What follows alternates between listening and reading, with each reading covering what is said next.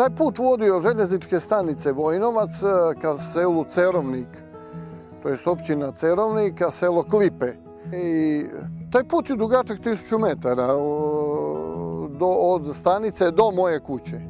Dali smo sve od sebe, ja i moj sin, pa smo raskrčili malo.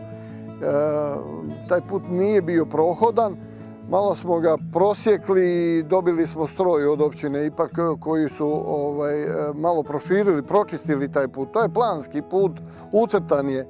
To je od povijesnog značaja, kako su meni stari govorili, to je put Marije Terezije.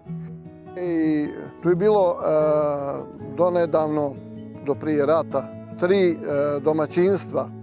2 su raseljena, kuće su izgorale, a ja pokušavam svoje domaćinstvo održati i da to naslijede moj sin, moja ćerka, moja unučad i da tu se nastavi tradicija.